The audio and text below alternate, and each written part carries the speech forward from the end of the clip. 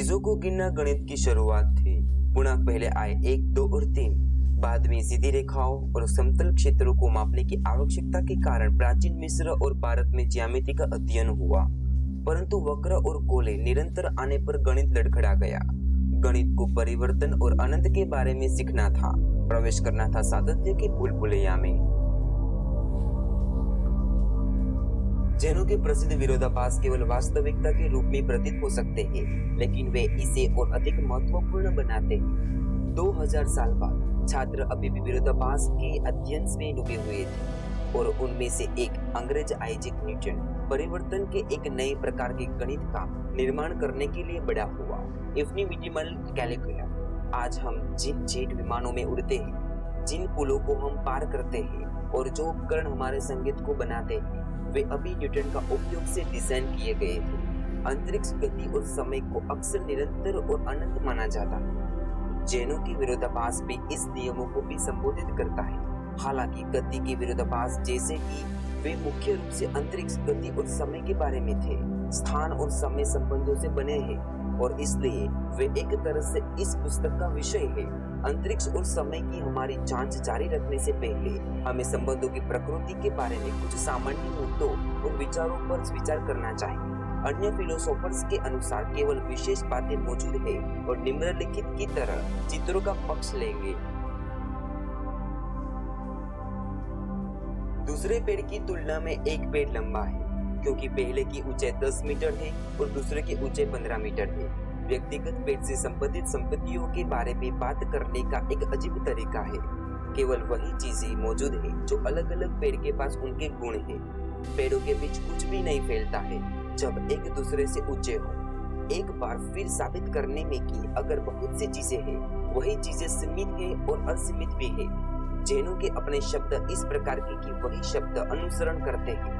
यदि बहुत सी चीजें, तो यह आवश्यक है कि वे समान हो, जितने हैं उतने हो और न उसके अधिक और न कम हो। लेकिन अगर वे जितने हैं उतने ही सीमित रहेंगे तो यदि बहुत सी चीजें हैं, तो चीजें को अनुसरण की असमिति है और चीजों के बीच हमेशा दूसरे होते हैं और फिर से उनके बीच अन्य, और इस प्रकार वे चीजों की असमिति है।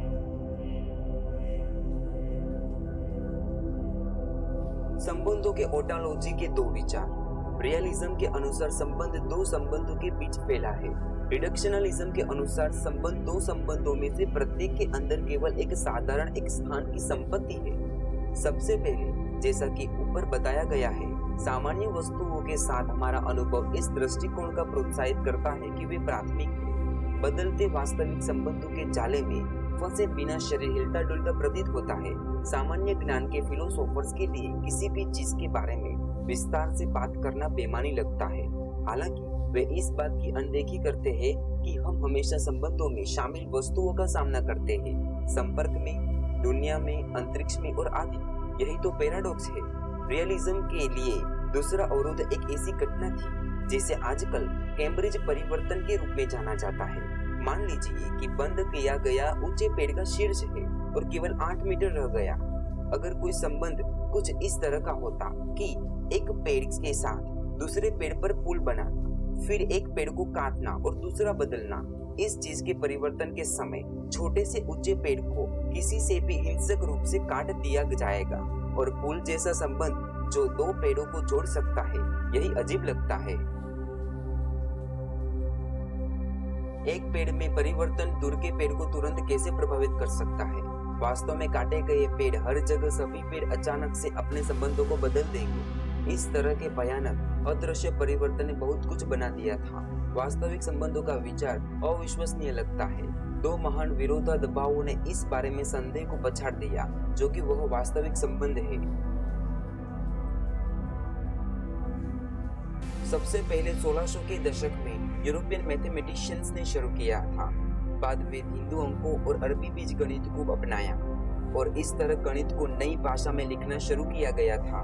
उन्होंने इक्वेशंस का इस्तेमाल किया प्रारंभ में गणित को प्रोपोर्शंस की सीरीज के रूप में या साधारण भाषा में लिखा गया था, लेकिन समान चिन्हों वाले सूत्र लिखना कठिन है। वे संबंधों के प्रतिनिधित्व की तरह दिखते हैं। जब डिकार्ड्स जैसे भौतिकविदों ने इस नई भाषा को अपनाया और दुनिया का वर्णन करने के लिए इसका इस्तेमाल किया था, तो संबंधों को वास्तविक मानने के लिए बचना मुश्किल हो गया था।